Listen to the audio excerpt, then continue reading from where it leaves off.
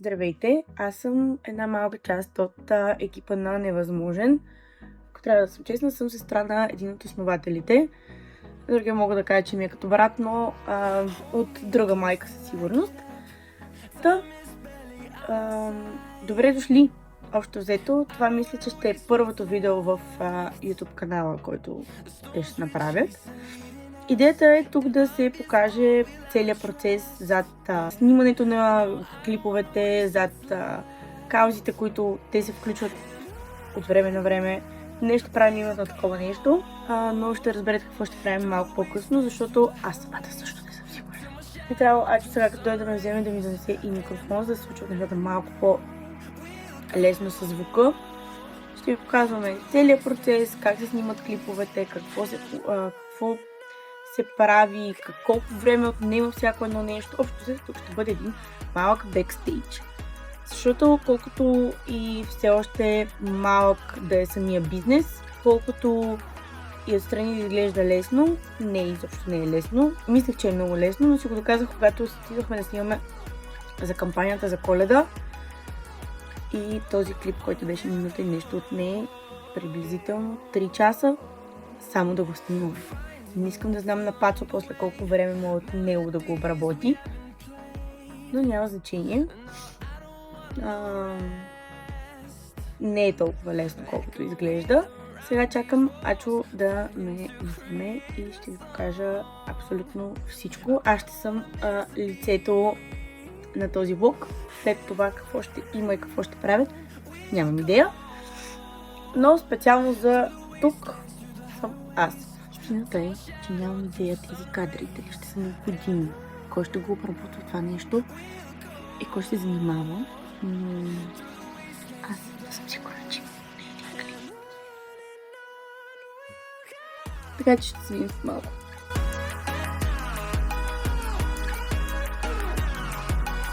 Намираме се вече в Kaufland. Взема да поздравяваме. Какво ще взимаме? Мисля, колко консерви трябваше да вземем. Трябва да вземем около 25 консерви, които са около 30 кг ядене, може и повече да са. Зависи какви са консервите реално. И отиваме да търсим улични кученца. Искам да ви говоря и с време. Това в момента е 11:33. Искам да видя колко време ще ни отнеме цялото нещо. Продължаваме. Те са по 6, тези с говеждо и тези там са с някакви птици. Ще да ми ответ? Много. Остана 25. Да. Така се разбрахме с... Ама други така не филми. са 25. Да. Чакай, стой. Окей, разбрах. 4 по 6 и едно. 4 по 6, чакай, че ме ми избяга математиката. Окей, всичко е точно. Така, купихме всичко необходимо. Както може би вече сте видяли. 25 консерви. И сега Kaufland беше пълно, но все пак успяхме да излезем за по-малко от 10 минути от Kaufland. Взехме всичко необходимо. Въпреки, че беше пълно. Какви сте? Още 6 консерви? Всеки път, като видя бездомно куче и спирам да му дам някакво ядене. И си носиш 6 консерви. Това са консерви като цяло винаги. Те са 5. Да. Добре, както и да е. Слагаме с колата. Жетончето, нали не трябва да го връщаме? Добре. И вече отиваме да търсим кученца. Това съм сигурна, че стане толкова дълго. Само до момента имаме кадри за около 5 минути. Да, имаме първа спирка. Беля на метрото. Да, тук знаем, че има кученца. Със сигурност. Всичко е точно. Решихме и вода да им купиме. Да, сега ще намерим магазинчето, което да купим една вода и едни пластмасови купички. Това трябваше да минем през метрото на Люлин, всъщност да го свършим. Ще дадем някъде. Да, ще вземем от някъде някакви пластмасови купички, защото сега все пак само в момента е 26 градуса, трябва да дава 28. Да е толкова си. Да, мисля, че е редно да им сложим и водичка на места да имат. Ти ли ще ги носиш само консервите?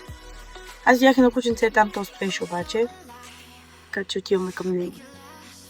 Така, това се оказа доста по-трудна задача, отколкото си мислехме. Обикаляхме къде ли и явно се оказа много трудна задача да намерим улични кучета в София. Минали сме Гули, Веля, Фондови, Банишора, където можахме отидохме, само към другия край на София не ходихме, общо взето. И не намерихме куче никъде. Явно са се изкарили някъде сега на по-хладничко. И минаваме към план Б. И то е да отидем да дарим храната на някой приют. Намерим един приют в Костинброд и сега отиваме на там.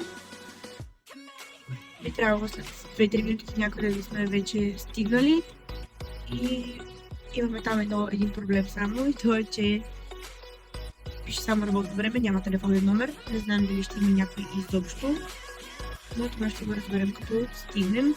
Имахме силното желание наистина да се случат нещата, но все пак точно за това е този YouTube канал, да ви показваме, че нещата максимално естествени както се случват и че не винаги всичко върви по план. И ще можем да си играем с кученцата.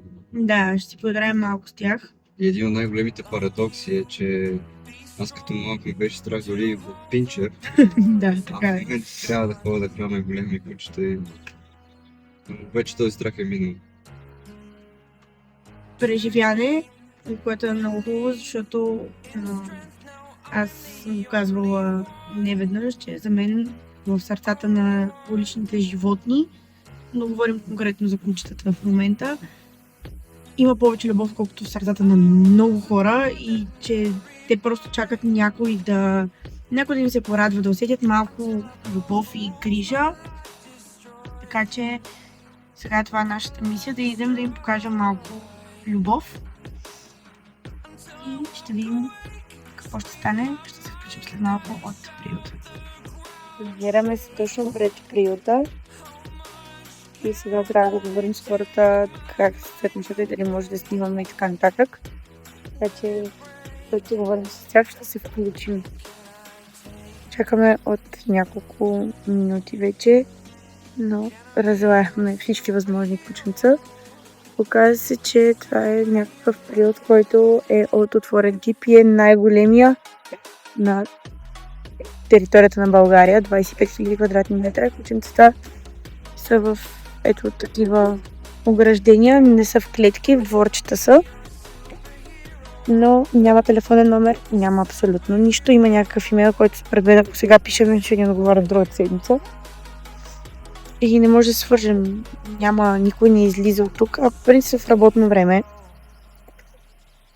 Да си чакаме още малко и ще... Вероятно се за животните, защото все пак е доста голям. Да, може да са някъде, аз също това си мислех за... Макар че тук има някаква будка, където вътре има компютър, дрехи и най-вероятно някакъв човек седи. Да, но... Според мен точно това ще кажа, че може да са някъде да хранят някоя кученце или нещо от сорта. Трябва да чистят дръжката на малка. Да, изобщо. Въпреки, че изглежда много... В смисъл, наистина изглежда много добре за период. Че мен това ми беше страх, защото не бях видяла преди това, нали, той избра да дойдем тук. Да не е някой гаден период, който ги държат и всички знаем какви периоди има в България като цяло. Много, много симпатично е направено, само че отново казвам, че не искам да снимам, защото не знам дали е позволено като цяло и дали е позволено да...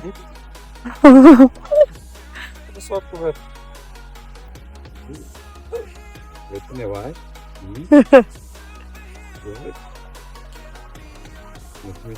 Очакваме да отстъпаме. Ето, може да видите ето как имат снимчици на кученцата, които са в това ограждение. И наистина да ви кажа, си им е широко, може да видите къде е оградата. Но трябва да видим дали изобщо е позволено да снимаме в момента. Добре, дойде един човек. Оказа се, че не е българин, но се разбрахме с него какво искаме да направим.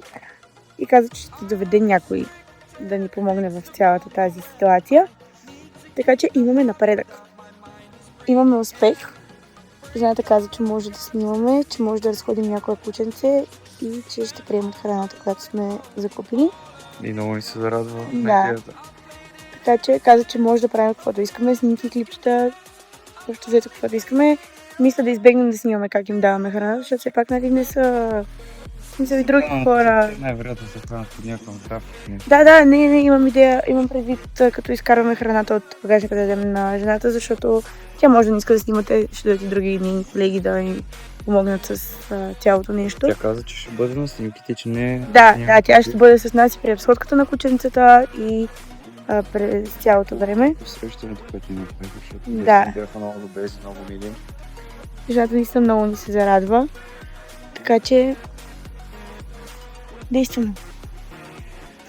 Отново ви покажаме приюта, в който сме, Every Dog Matters. Сега ще ви покажем и първите кученца, за които ни дадоха достъп да имаме. Здравейте! Ето това е Бони. Това е Бони? Това е Хуго, да. Те си търсят дом. Бони е женска, Хуго е мъжки. Нали има мъжки? Да. Са много дружелюбни. Погледнете, тя е в някаква тотална еуфория, че вижда някой друг човек, който да й се порадва. Ще дойдеш ли? Хуго. Чакай, ела, стой така. Ще срещу мен.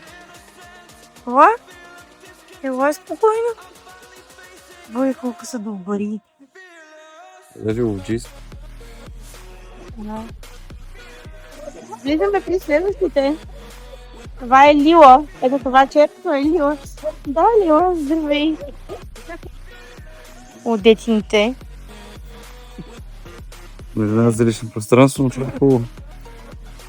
Нищо, нека. Този малък юнак е Ръсел, той е още Лила. много бебе. Лила? Много е бебе. На 7 месеца. Той търси дом, очевидно е много добричък. Да. Лила. Ето я и Лила, която тя не знае какво е лично пространство, няма нищо лошо.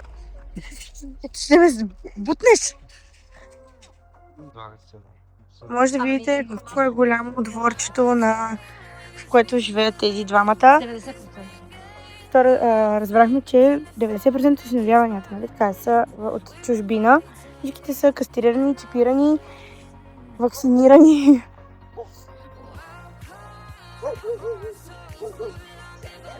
Няма да те подгоня. Не. Просто толкова им се играе, Лила е... Ето сега ще дойде отново да скочи. Лила. Да, добре, айде ла. Не, добре, скачи върху този. Той ще си те приеме. По-резервирана.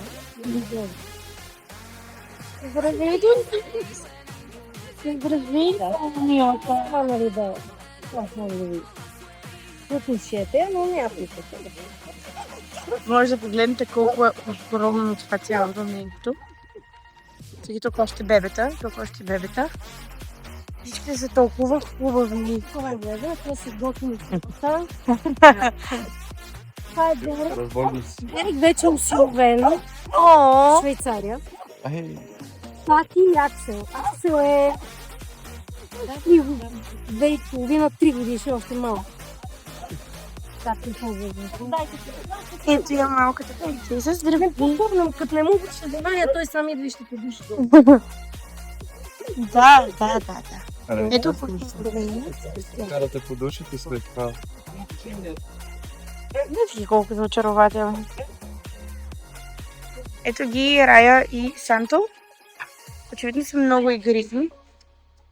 Няма да се кропнат скоро. Стоп. Видиш, затворей. Не успея да вляза, чакайте. Не трябва. Да. Това е Рая.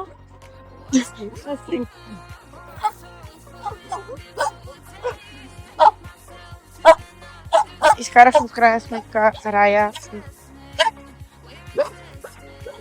Другото как се казваше? Сандвиран. Санто. Добре.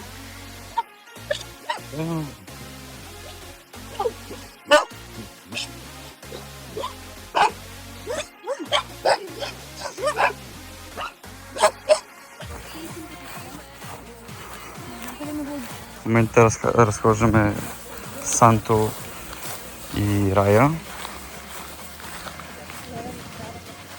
Тук малко из поляната. Но те са много щастливи. Дигнали опашките. Оказва, че никой не ги е разхождал от доста време, чак никой не е влизал при тях. Да, ако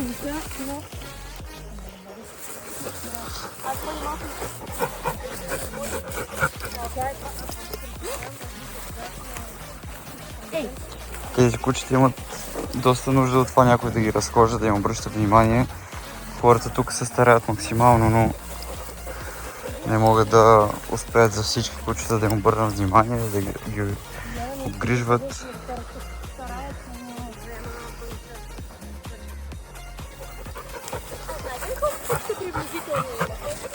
Какво? Еми, съм 130 кучета.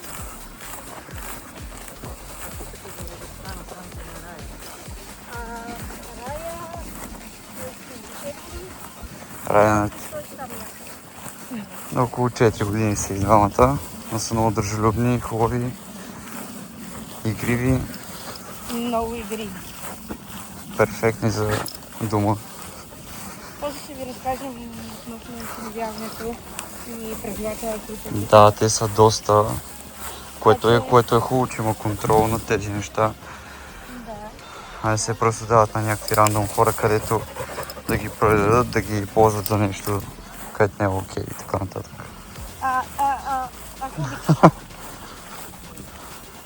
Само беше градината на баба, да не си стъпила там.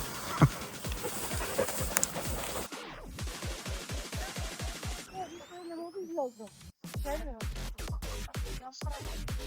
Това е местото, на което се разхвърлят кучетата. Не е много перфектно, но все пак те са супер щастливи. Маркират територия през няколко метра. Ето. Така че съветваме ви, ако искате куче, просто елате си осиновете. Надейте да си да давате пари за някакви породисти кучета, които хората ги гледат да ги размножават. Хората качват така ден, постоянно. Някой не може вече да го гледа, то някой почина от следата. То не е изисква да правим вече. Добре. Хайде. Хайде. Опа, Рая. Хайде, Рая.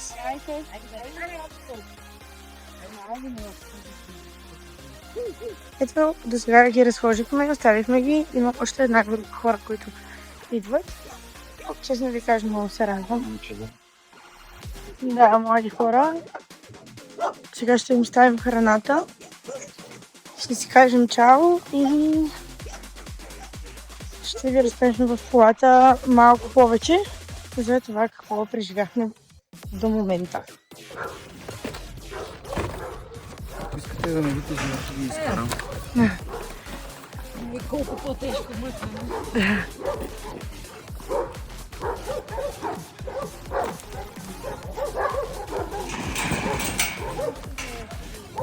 Така, мисля, че е време да ви обясним малко повече за приюта. Тук тази ще падне. Вярвам се ми.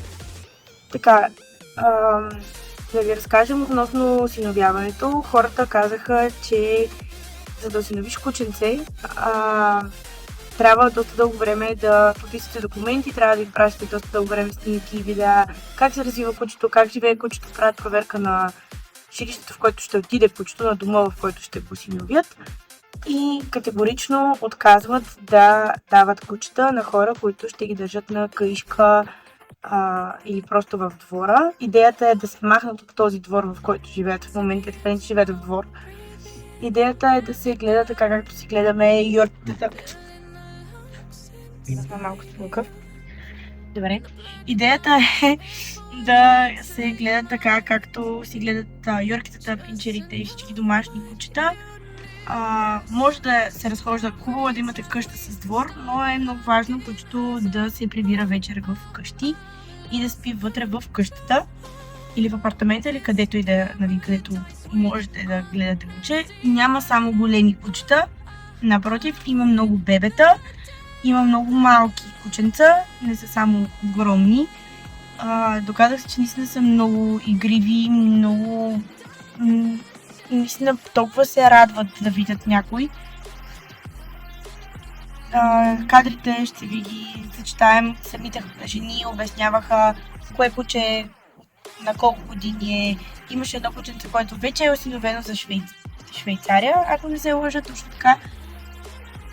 И супер учтиви хора. Личи си, че гледат тези кучета с изключително голяма любов. Че мисля, че спомена, че собственика не може да смогне с абсолютно цялата работа. И ако сте компания, приятели и се чуете какво да правите в събота, примерно през деня, Дори през седмица да работите само в неделя, просто отидете, помогнете, може да се коси, може да се режат животните, може да се разхождат, може просто да занесете малко храна, независимо каква е тя. Всичко им е от полза на приюта. Освен хората, които ви снимахме, че идват от някакво училище, 5 човека. Да, много се радвам. Да им помогнат.